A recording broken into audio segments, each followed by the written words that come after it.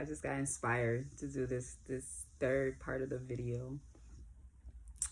Um, Thank you, Maria Remis, for nudging me to do this.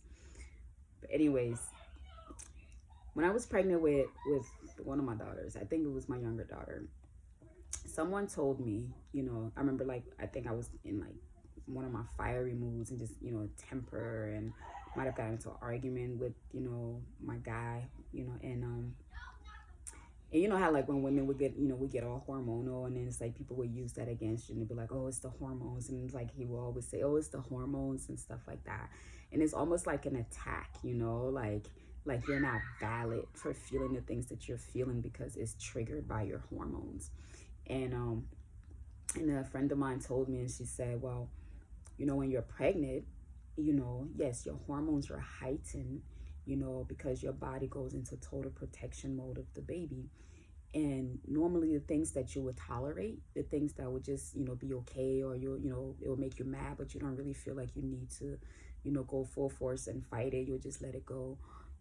Those things don't go unnoticed when your hormones are at that protection level. And it happens too, when we get all feisty, when we're on our period, and it's just like, the body is in protection mode.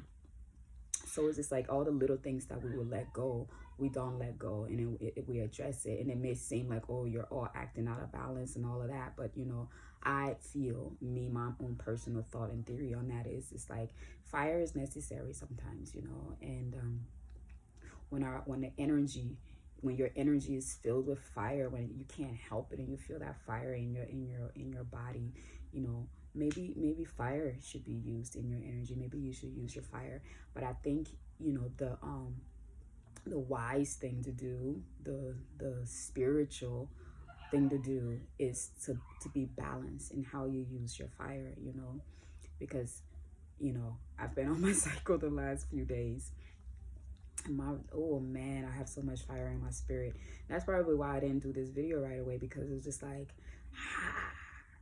like, and usually when I get like that, if anybody follow me on Facebook, you follow close enough, I'm a little bit more feisty, I'm a little bit more like, I bite people's heads off a little bit more, and it's just like that fire energy. But it's just like, is that the balanced way to use that? And I don't think it's the balanced way to use that.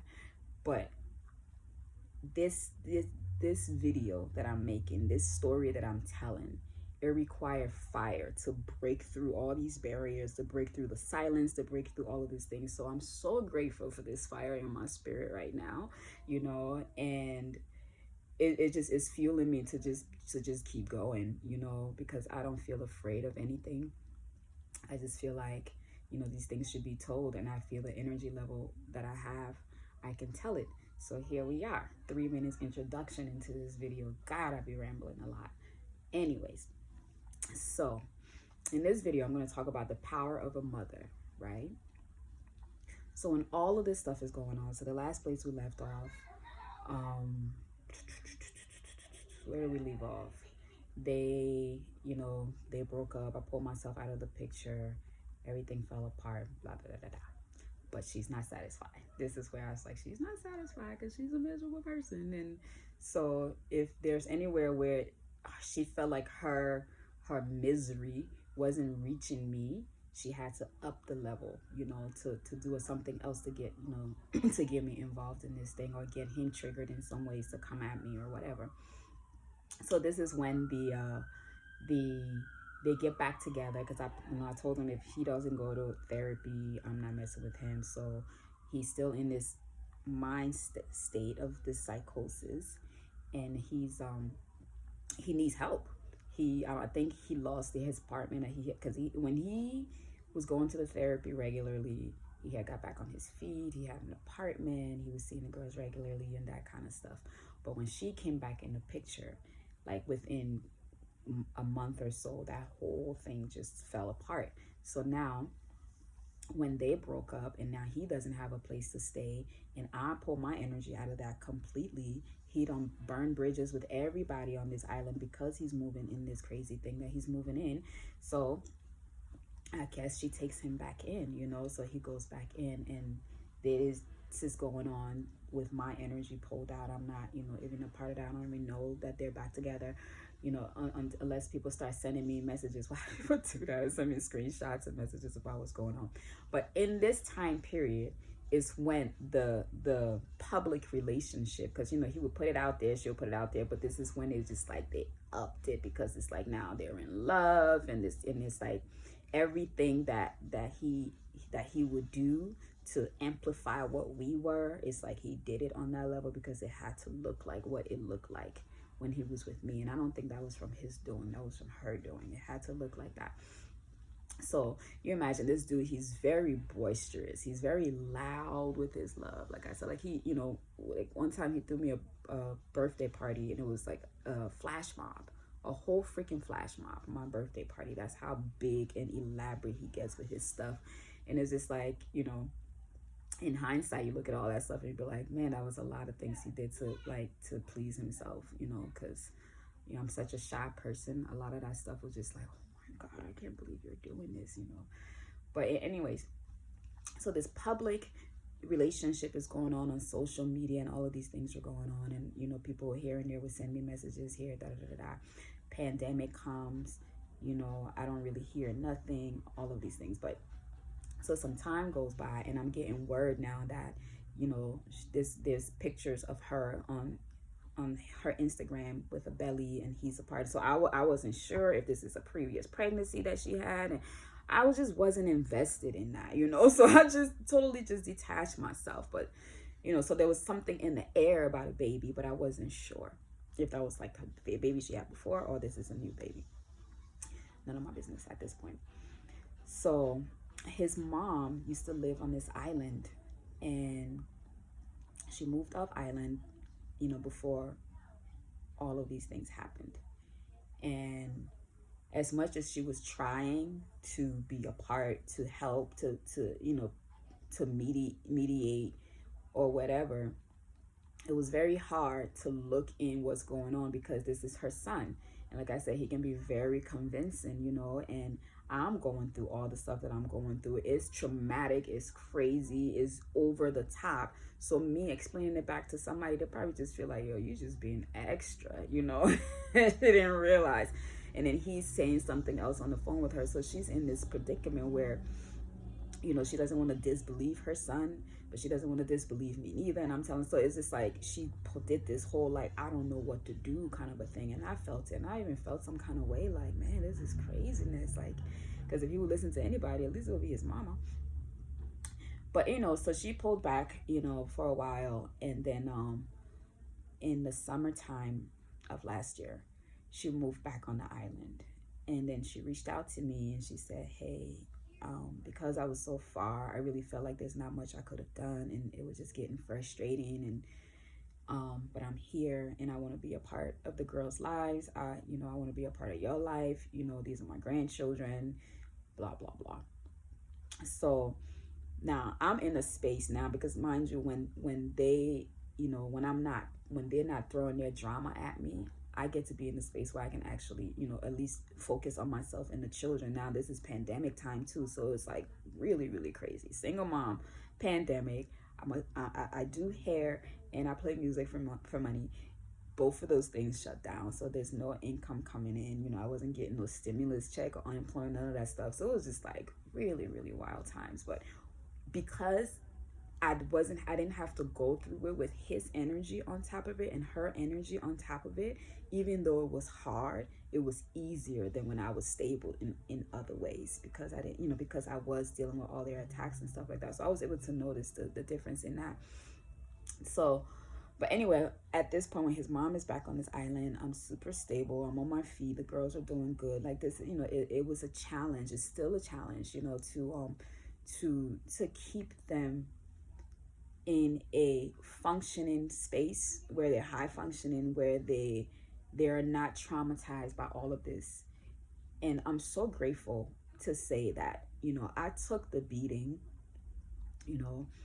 but my children, they were saved from the trauma of all of that. I just took it. I took all the L's.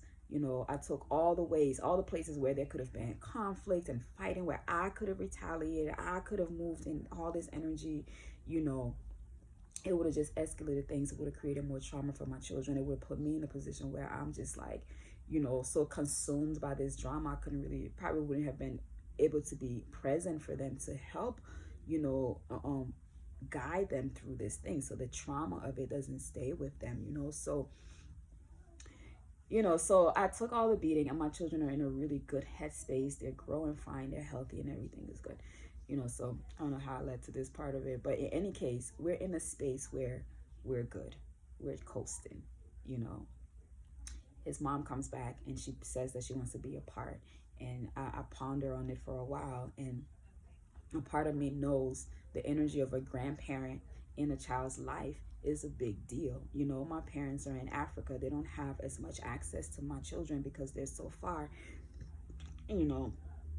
so this would be like, this is their grandparent. She wants to show up and she wants to be that for them. And it's just like, it wouldn't be right for me to limit them from that, like take that away from them when there's something that's there for them. So, I invited her over. We sat, and she came, and she was just so emotional and just really, pouring her heart out, and just letting me know where she was. And I really felt her heart in it all. And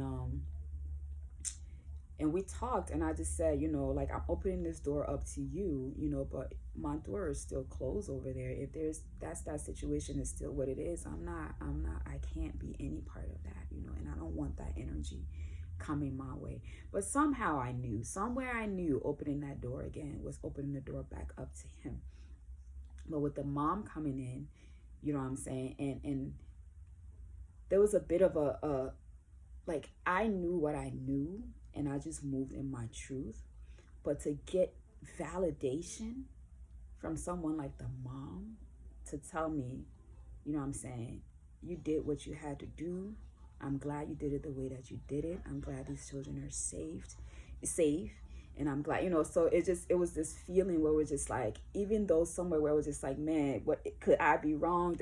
Whatever. It was just like, no, because she was able to see, cause I don't know what's going on in that world. She knows what's going on in our world. So from her observation of what's going on in our world, and even in her interaction and engagement with this other woman, she saw my virtue. Because there's a lot of places where I could have just drug her son in the mud, to her, to everybody. And I never brought any of that stuff to her, But she was able to see the difference once she got to be able to see into that situation, a little bit, And then she was like, while I'm here, you should probably know about this. And then she told me about they had a baby and yada, yada, yada. And then the word is, she pressured him to have this baby, right? So when all the fighting was going, I guess the first time when they broke up, this is me hearing hindsight, or me just knowing the details of what was going on in there now. And it was just like, when they broke up initially was because he had told her to stay out of the business that had to do with me and him and the children, and she would keep pressuring him and kept pressuring him to take it further, to go to court, to do all of these things. And he just broke and told her, no, this is how they fought, and they broke up. I don't know how they got back together, but I know that's how they broke up. And then when they got back together, she now started to pressure him to have a baby. And then the mom knew about this, and the mom is coming in here was just like, are you kidding me? He's not in his right state of mind. He's still drinking. He's still on drugs. He's belligerent. You want to have a baby consciously with this? He, agreed. Oh, man. The poor baby. So in all of this craziness, he agrees to have a baby with her. This girl already has 2 kids. I don't know, but he agrees to have this baby with her. And then they have this baby, and I think the baby is like a few months old. I'm not even sure. And I guess he goes through one of his stuff again, and he breaks, and he I think she kicks him out. I don't know details of this story. I'm just know from like pieces of what I hear and what I care to remember of it. Like, really, I'm not trying to bother my spirit with that shit. But so she kicks him out, And he's like basically rock bottom. The mental stuff is now full on, the drugs, the alcohol, all of that. And it's just like, you get yourself together or you're probably gonna die. And then he finds himself in a hospital, and he goes through all of this evaluation and all of these things. And, they diagnose him with all of these conditions that he has. And he realized that he's been in the space for all of this time. So that's where he is. And now the mom, over time, this is happening. So the mom is coming, and she's a part of the children's life, taking them to the beach, taking them shopping, that kind of a stuff, grandma stuff. And then she can't help but to tell me some of the stuff that's going on, because she's feeling it too, and she's getting comfort from the fact that I was able to get comfort from that whole situation. So she's kind of getting comfort through my strength, and we're having this bond going on. And I just looked at her one day and I was like, you want to save your son? Like, you want him to get better? And she said, yeah. And I was like, well, then, do something about it. Get involved, pray for him. And we had a real intimate moment, her and I, and just talking about that. And I started to see how mental illness works. I started to see how mental illness stole so much away from my life, from my children, from Ronnie, and created all of these things when it goes unchecked. And I placed myself in a position where I hold space for a lot of people, right? And there's people going through a whole number of things.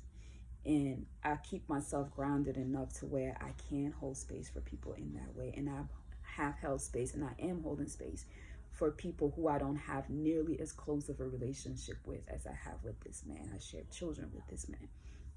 So I sat there and I said, if I can open myself up and help people that I barely know, why can't I open myself up and help someone who has this close of an attachment to me?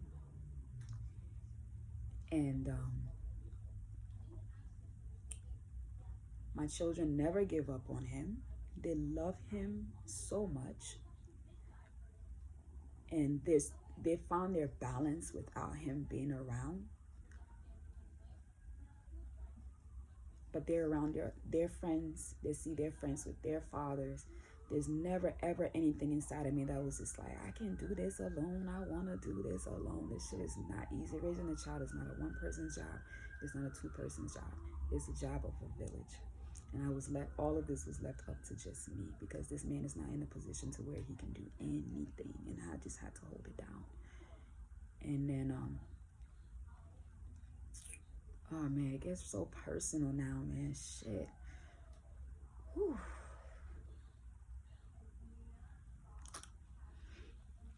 There's this night when he called me after all of this time. We had established some kind of communication. And then he called me, and I think this is the first time I actually talked to him on the phone, probably in a really long time. And he was legit in a panic attack, in the middle of a panic attack, feeling like he's going to die. And he can't breathe. And he's like just on the phone, hyperventilating. And I'm like, you don't know what you would feel, man. You don't know what you would feel. Like, you think about all the stuff that I have walked you guys through, that this man has put me through. Then he calls me and said, I think I'm dying. There's nothing inside of me that want that man to die. Nothing. So I'm just like, I have made some commitment in my mind that if it's not physical, energetically, I would throw some energy at him to help in that way. And then now I'm confronted. It's like, well, he's in this space where he feels like he's dying, and you're the one who he calls. So I'm on the phone with, I'm shaking as I'm saying this. Is so weird. It's like, feelings are so real, man. Like, there's no disguise. This is just my raw emotions y'all are feeling right now. So just bear with me. So I'm on the phone, and I'm like, don't die. And I'm like literally yelling at him, like, don't die, like, yo, like, keep breathing. And like, I didn't know what else to say. And I'm just saying, like, this, you're just having a panic attack. Keep breathing, keep breathing. And in the middle of all of this, while he's like hyperventilating, he's losing his shit, he steps on a frog. He steps on a frog. And in that moment of him stepping on the frog broke his panic, right? And all the attention went into the frog. And then he's hysterical at this point. He's crying out of his mind. Oh my God, I think I killed the frog. But the frog didn't die. The frog is still alive. And now he's like, the frog is suffering, so he has to kill the frog. So the frog, this is this whole ordeal. And in real time, I'm processing this. Now, I'm telling you, I've been going through these spiritual transformation and changes and all of these things. And I've been dealing with death on such an interesting level, just like death in my face, just like having anxiety attacks around death, just death all around me, death, right? To where it's made me so comfortable with death. You know, I don't even fear. There's nothing about death that's scary to me anymore, because I've gone through some kind of something with that brought me through on the other side of it. And I had a conversation with a friend of mine, like maybe 2 days before, and we were just really talking deep about death and understanding death and our role in death and all of these things. And, you know, and I had a profound experience in that. And then here I am facing this man, and it's like all this death energy in the air, with him feeling like he's about to die, and then him having to about to kill this frog. And in real time, I'm realizing, like, this is some real spiritual stuff happening right now. This is some real spiritual stuff happening. So I was just like, well, something has to die. I felt like death energy was in the air, and it was either him or the frog. And somehow he was saved, and that energy had to go to the frog. And I felt like because he had to kill the frog, he couldn't let the frog die in vain, right? And I was like, listen, you better kill all your demons with that frog, because this death energy that's in, because death is powerful. When there's death, there's rebirth, you know? And he was dying. He was dying. And he killed the frog, and he's completely hysterical. But there's this calmness in his cry. And it's just like he didn't have anywhere to go in that moment, and he was just stuck. He didn't know what to do. And then I said, this is like around like 9 o'clock or something at nighttime. And I said, I'll come pick you up, and you can stay the night here and leave in the morning. But, you know, you can come down. I have a downstairs where you don't have to come in the house. And so you can come downstairs, and because I don't want the girls to see you. This is not how they need to do this whole introduction. It's been almost a year when they haven't seen him, you know. So I go pick him up. At this point, everything is very surreal. Like I'm not in any position to even allow myself to feel anything other than what's going on right then and there in that moment. And in that moment, he felt like he was dying. And I felt like I don't want him to die, so I should help. So I pick him up, and we didn't really say much in the car. But I can tell, because he's shaky, and everything is red, super red in the face, and he can barely catch his breath, and he can barely string his thoughts together to even say words. I mean, he was in bad shape. And I pull up to the house, and as soon as I pull up, both of the girls came outside, and they saw him, and he got out the car, and and it's like this huge reunion, and they're crying, and he's like in this confused, I don't even know where I am right now state, but he recognized that it's them, and there's this whole thing happening. And I just pulled myself away from it, you know. I went downstairs, and I just allowed him to have a moment with them. And then he ended up staying at my house for 2 weeks after that. And in those 2 weeks, y'all, I said I would never say anything to him again until he came with his face to the third humble.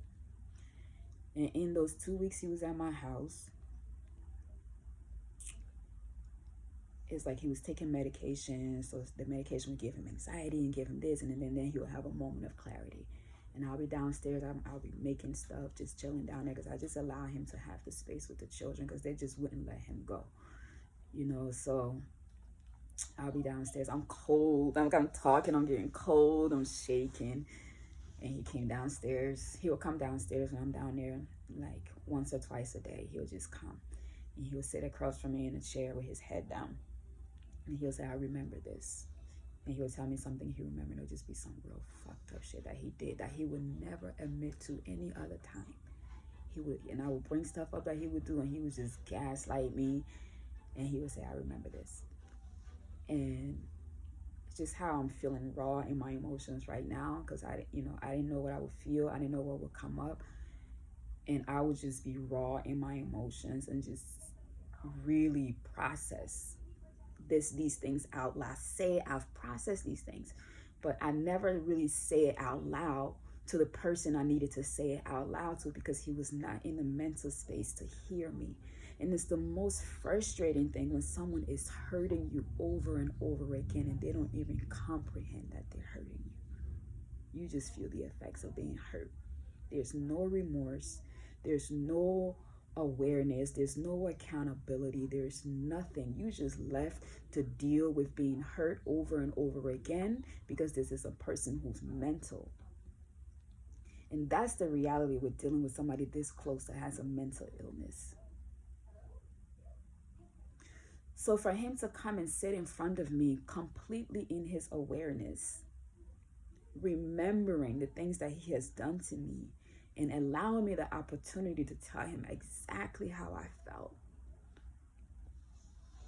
And he relived every single pain I felt with me, and he cried, and he apologized, and he cried and faced. Most of he'll just, when he's done, like it was like he was dying. He can't even breathe. Like I'll say some stuff and like he can't. And that went on for a while. But in that process, there was healing happening. I was letting so much go, and he was getting so much love from these children. These children are so magic. They just pour all the love they had into him. They never judged him.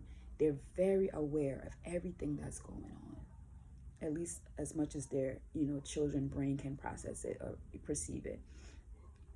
So within those 2 weeks, he was able to gain some bit more consciousness, some bit more awareness, some bit more self about him, or awareness in himself, just knowing who he is. And and then he left. And then that door was opened. And he'll come and spend a weekend, and then he'll leave.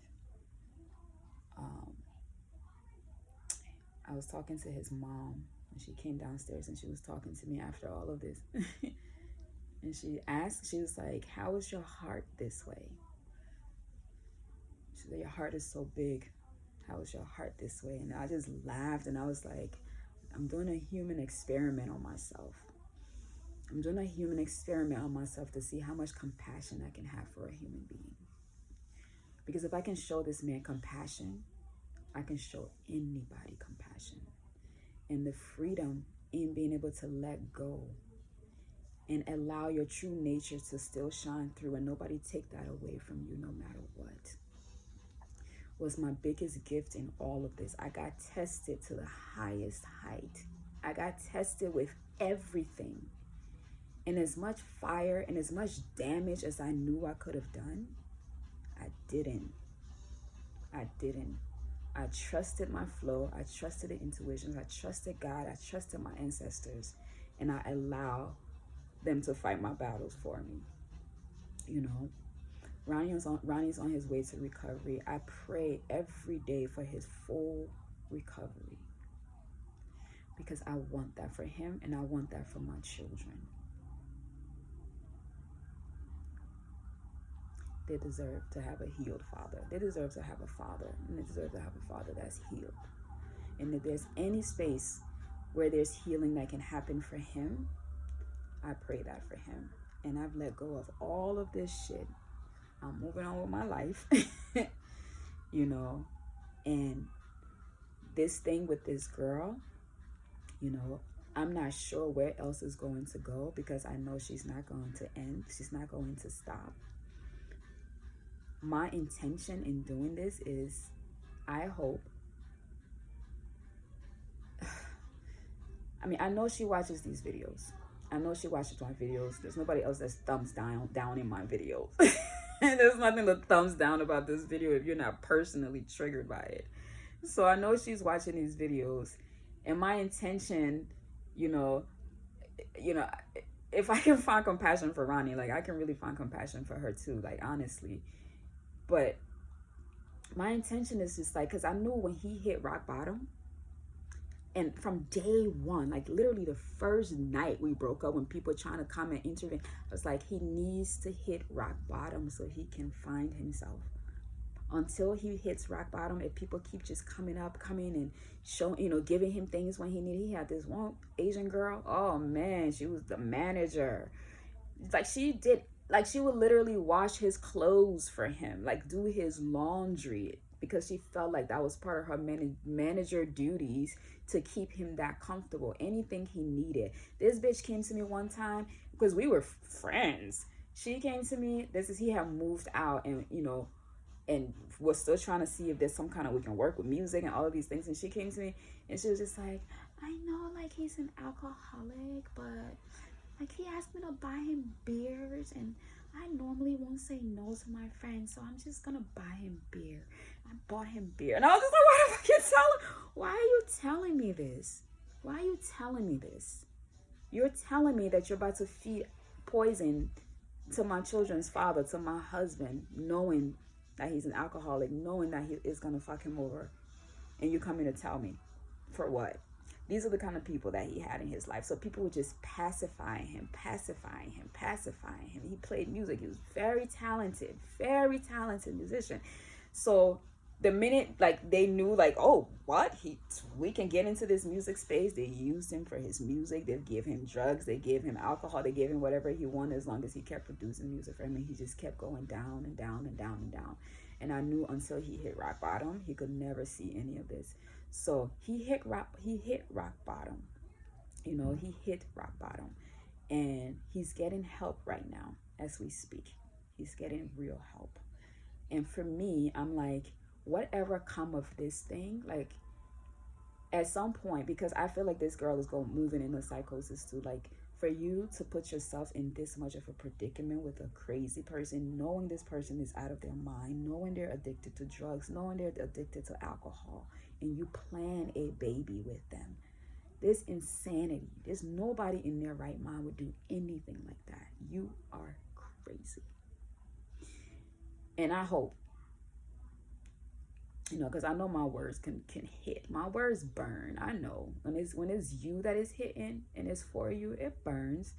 I just hope that there's some kind of like awakening in this for her as well, so she can get the wool out of her eye and see how much toxicity she's moving in out here, and change. She's perpetrating to be conscious on her Instagram. She's perpetrating to be woke and sisterhood and all of this. I have to say this. I forgot about this part. When before her and him got back together, when she came back to the island, before all of this happened, and you know, after she had a thing with him when we were together, and I just stopped talking to her. I never even confronted her. She came out and she sent me a message like, hey sis, out of everything and everybody that stuff happened, you were the only one I never really had no issues with, and I just want to know if we can work on this sisterhood or something. And I never responded to it. And then all of these things happened. So it's just like her phoniness was just like finding ways to get close and close and close. It was just like, you know, it was like, anyhow. So yeah, she's perpetrating to be this fake sister, like about the sisterhood and love and blah, black woman and all this, like, and it's just like, no, like, stop. Hopefully this reveal, like, exposing of who you are, and then people don't buy that you're the bullshit. People don't even buy that, because she's not even that. She's just foul and vile and just fucked up to people. That's her energy. She can't even help it. So it's just like, I don't know who she thinks she's fooling. Let me stop. I'm ranting. I'm being petty at this point. But anyways, yeah, I'm good. You know, I really like talking to the camera. If you're on my YouTube channel, you've been watching these videos, please subscribe. I got mad shit to talk about that I've processed and healed through, and there's so many stories, and you know, I might have some insight in some things. So thank you for coming on this journey with me. And like I said, I don't know, this thing may not end. I think she's taking some legal actions or some shit, or I don't know. She's good for taking legal action, so I won't doubt that she's taking some legal actions. But I'm like, what are you, like, whatever. Peace out, y'all.